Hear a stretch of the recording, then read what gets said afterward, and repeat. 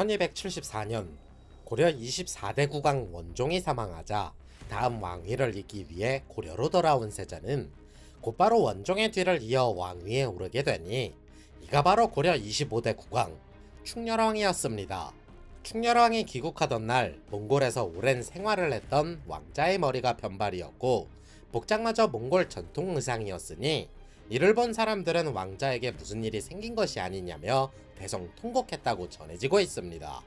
충렬왕은 부왕 원종이 원나라에게 무릎 꿇으며 화친의 의미로서 자신과 쿠빌라이 칸의 막내딸인 제국 대장공주와 정략 결혼을 하게 됨에 따라 고려는 원나라의 부마국이 되어 여러 간섭들을 받을 수밖에 없었습니다.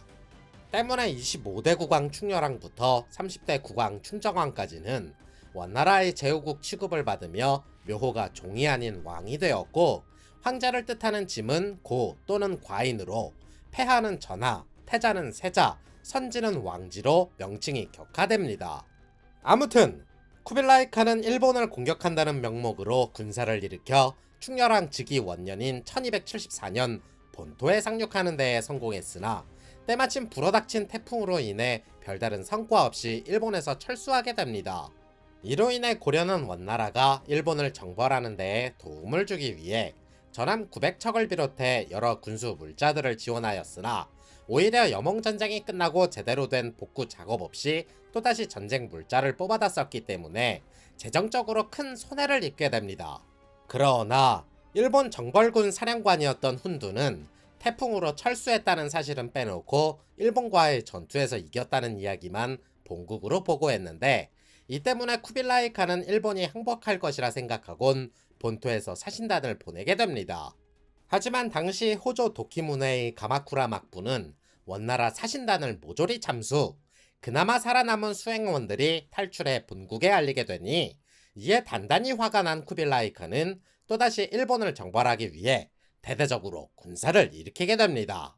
1281년 충렬왕은 쿠빌라이 칸에게 여러 해를 거듭한 전쟁으로 이번에는 지원하기 어렵다고 서신을 보냈으나 씨알도 먹히지 않았고, 고려는 이번에도 원나라의 앞잡이가 되어 일본 정벌에 동원될 수밖에 없었습니다. 하지만 지난 1차 정벌 때와는 다르게 일본도 상당한 준비가 되어 있던 터라 연합군은 여차저차 대마도와 이키섬에 상륙할 수 있었지만 고전을 면치 못하면서 확실한 보급로 구축도 힘든 상황이었습니다. 더불어 이때를 기점으로 또 한 번 태풍이 불며 연합군의 전함들이 대거 파괴되자 제대로 된 성과를 거두지 못하고 또 철수하게 되는데, 이로 인해 일본은 신풍의 힘으로 외세의 침입을 이겨낼 수 있었다고 믿게 됩니다. 그리고 이 시기에 몽골 제국 안에서는 원나라 쿠빌라이 칸에게 반기를 들며 오고타이 칸국의 카이두와 내전을 치르게 되는데, 중앙아시아에서 절대적인 세력을 확보하고 있던 카이두는 쿠빌라이 칸도 상대하기 버거운 인물이었습니다. 하지만 1차 전투에서 쿠빌라이 칸이 보낸 명장 바얀에게 패배하며 카디아는 만주로 넘어가 그곳에서 여러 몽골 지도자들을 포섭 원나라에 대항하게 되었으나 이내 또다시 패배하며 원나라에 항복할지 결사항전할지 고민하게 됩니다. 1290년 그 결과 카디아는 결사항전을 위해 고려를 정벌하여 자신의 근거지로 삼고자 전쟁을 일으키게 되었고, 충렬왕은 강화도로 피신하는 한편 원나라의 지원군을 요청하게 됩니다. 결국 고려군과 원나라군에 의해 약 1년 만에 카디안의 군대는 진압이 되었으나 현재의 충남 세종시까지 남아한 카디안의 군대는 식인을 일삼는 등 무지막지한 만행을 저지르며 또 한 번 전쟁으로 인해 한반도를 초토화시키기에 이릅니다.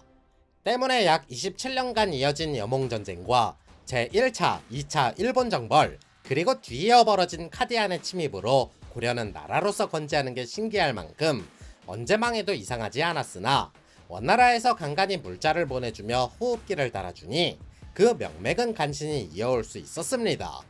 아무튼 충렬왕은 권문세족들의 힘을 억누르기 위해 무단으로 농민들에게 빼앗은 토지들을 전민 변정도감을 설치해 이를 바로잡고자 하였고, 당시 유학을 가르치던 국자감을 조선시대 성균관의 전신인 성균감으로 계칭해 유학을 더욱 진흥시키고자 하였습니다.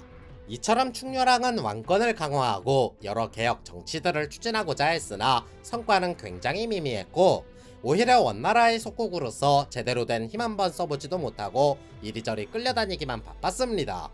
더군다나 왕의 부마로서 원나라에 자주 들락날락해야 하니 오히려 이 시기에는 원나라의 문물과 풍습이 많이 흘러들어오는 계기가 되었으며, 이 때문에 원나라에 빌붙은 권문세족들의 힘이 커질수록 농민들의 삶은 점점 궁핍해질 수밖에 없었습니다. 더불어 이 시기에 1년의 삼국유사와 이승휴의 제왕 운기가 간행되었으며, 고려 가요로 유명했던 쌍화점이 간행되며 문화적으로도 큰 업적들을 남길 수 있었으나, 이후 국정이 안정되자 매사냥과 음주 가무에 빠져 정사를 소홀히 하게 됩니다. 결국 충렬왕은 왕비였던 제국대장 공주가 사망하며 원나라와의 정치적 연결고리가 끊어지다 보니 입지가 다소 흔들리게 되는데, 이때 아들 왕원에게 선위하며 태상왕으로 물러나게 됩니다. 그리고 왕원은 고려 26대 국왕 충선왕이 되었으나, 초강경한 자세로 개혁을 하고자 했던 충선왕은 원나라에 의해 강제로 옥새를 빼앗기고 약 8개월 만에 충렬왕이 다시 보위에 오르게 됩니다. 하지만 충렬왕은 이후 아들 충선왕과의 정치적 대립으로 추진력을 완전히 상실한 뒤로는 사냥과 음주 가무에 빠져 향년 73세로 생을 마감하게 됩니다.